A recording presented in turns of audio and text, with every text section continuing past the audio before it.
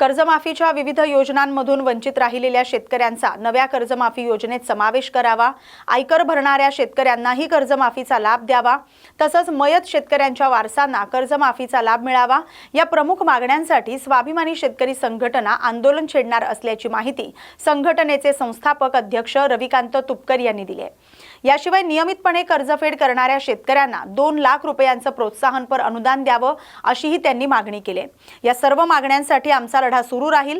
सरकारच्या बुडाखाली आग लागल्याशिवाय आम्ही शांत बसणार नाही। शेतकऱ्यांना न्याय मिळवून देण्यासाठी आमचे प्रयत्न सुरूच राहतील। गरज पडल्यास सरकारच्या मंत्र्यांना रस्त्यावर फिरता येणार नाही अशा स्वरूपाचं तीव्र आंदोलन उभं करू असा इशारा रविकांत तुपकर यांनी दिलाय। गेल्या आठवडाभरापासून मी महाराष्ट्राच्या दौऱ्यावर आहे आणि राज्याचा हा सगळा दौरा करत असताना विदर्भातले काही जिल्हे, पश्चिम महाराष्ट्र, सांगली, कोल्हापूर, सातारा, पुणे, त्यानंतर काल सोलापूर, लातूर आणि आज नांदेडच्या दौऱ्यावर मी आहे। उद्या हिंगोलीच्या दौऱ्यावर आहे।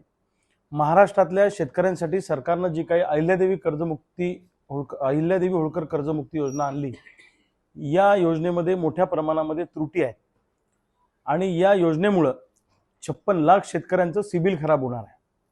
सरकारने असं म्हटलं की मुद्दल सरकार देणार आणि व्याज मात्र बँकांनी राईट ऑफ करायचं, सोडून द्यायचं, अशा पद्धतीचे निर्देश सरकारने दिलेले आहेत। पण बँका मात्र वरचे पैसे भरण्यासाठी शेतकऱ्यांकडे तगादा लावत आहे। आमचं एकच म्हणणं आहे की तुम्ही म्हटलं होतं की 2 लाखापर्यंत आम्ही सरसकट कर्जमाफी देऊ, तर जो दिलेला शब्द तुम्ही पाळला पाहिजे। आता वरचं व्याज बँका राईट ऑफ करणार म्हणजे सोडून देणार, म्हणजे त्या शेतकऱ्याच्या खात्यामध्ये समझोता हा शब्द येणार आणि त्याचं सिबिल खराब होणार। म्हणजे त्या शेतकऱ्याला एज्युकेशन लोन घेता येणार नाही, त्याला व्यापारी लोन घेता येणार नाही, पीक कर्जाशिवाय त्या शेतकऱ्याला कोणत्याही प्रकारचं लोन घेता येणार नाही। मग तुम्हाला कर्जमाफी करायची होती का शेतकऱ्यांचं सिबिल खराब करून शेतकऱ्यांचं मार्केटमधलं क्रेडिट संपून टाकायचं होतं, शेतकऱ्यांची पत संपून टाकायची होती? छुपा अजेंडा सरकारने याच्या पाठीमागे केलेला आहे। 16 लाख कोटींचं केंद्र सरकारने उद्योगपतींचं कर्ज माफ केलं, तेव्हा हा निकष का नाही लावला? आता शेतकऱ्यांसाठी हा निकष का लावला? आणि शेतकऱ्यांना पैसे द्यायचे असले तर तुम्ही तिजोरीत पैसा नाही असं म्हणता, तिजोरीत खणखणाट आहे असं म्हणता।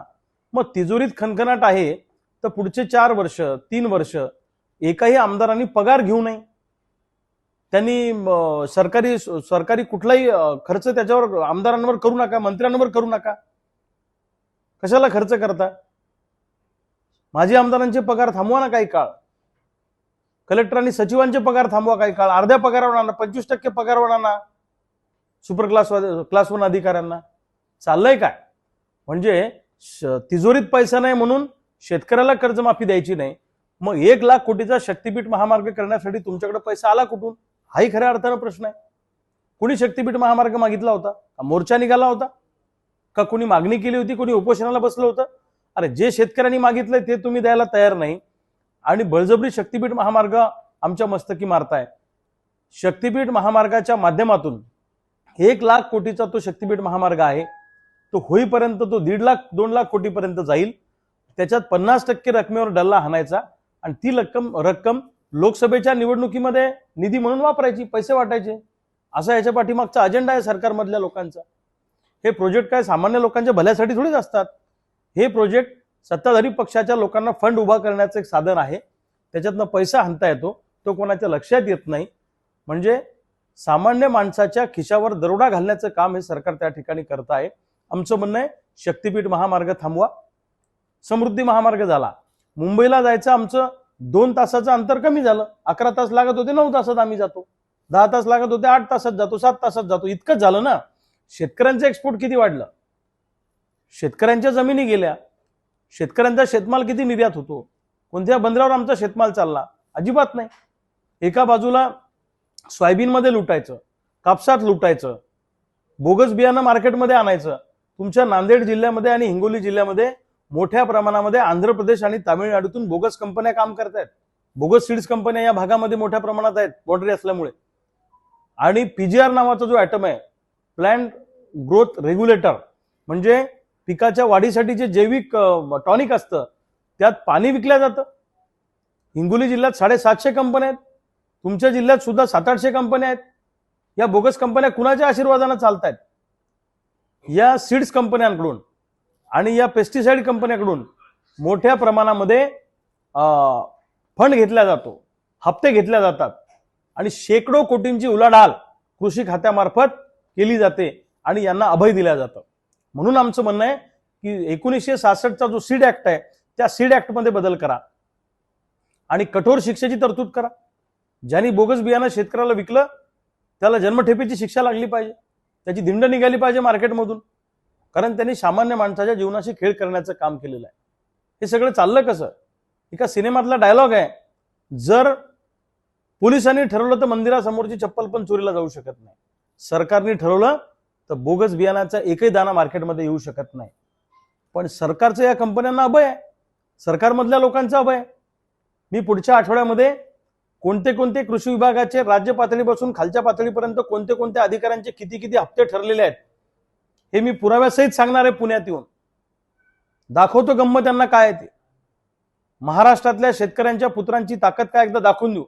जसं दिल्लीमध्ये आमच्या जेनझीनी विद्यार्थ्यांनी हिटलरशाही करणाऱ्या केंद्र सरकारला झुकवलं, रोज रात्री 1:30-2 वाजता यांना व्हिडिओ करावे लागतात, तसं शेतकरी पुत्रांची ताकद काय असते हे आम्ही यांना दाखवून देऊ. या सरकारला सुद्धा झुकायला आम्ही भाग पाडू. आमची मागणी एकच आहे, येणाऱ्या काळामध्ये सोयाबीनला उत्पादन खर्चावर आधारित भाव मिळाला पाहिजे, कापसाला चांगला भाव मिळाला पाहिजे, ऊसाची एक रकमी FRP आणि त्याच्यात वरतून 500 रुपये अजून दुसरा हप्ता शेतकऱ्यांना मिळाला पाहिजे. त्याचबरोबरीने दुधाचे दर वाढले पाहिजे, कांद्याचा प्रश्न सुटला पाहिजे. या सगळ्या विविध पिकांच्या शेतकऱ्यांसाठी एक व्यापक जनआंदोलन या महाराष्ट्रामध्ये कसं उभं राहील या दृष्टीनं आमचा सगळा हा दौरा सुरू आहे. आम्ही वेगळ्या शेतकरी नेत्यांशी बोलतोय, चळवळीतल्या कार्यकर्त्यांशी बोलतोय, तरुणांशी बोलतोय. निश्चितपणे प्रचंड राग शेतकऱ्यांच्या मनामध्ये आहे. एका विद्यार्थिनीने, अतिशय छोट्या विद्यार्थिनीने मोदींना शिव्या घातल्या, तर मोदींनी रात्री 2 वाजता व्हिडिओ केला. आपण सगळ्यात जास्त शिव्या केंद्र सरकारला आणि राज्य सरकारला तर शेतकरी घालतायत, फक्त शेतकऱ्यांकडे सोशल मीडिया नसल्यामुळे ते तुमच्यापर्यंत पोहोचत नाही. शेतकऱ्याच्या बायका सगळ्यात जास्त शिव्या घालतात यांना. यांच्यापर्यंत जर तुम्ही कॅमेरा घेऊन गेले तुमच्या मीडियाचे तर सगळ्यात जास्त घाणेरड्या शिव्या यांना पडतील. त्या शिव्यांचं आम्ही समर्थन करत नाही. पण महाराष्ट्रातला शेतकरी आत्महत्येच्या उंबरठ्यावर आहे, अडचणीत आहे, किंबहुना रोज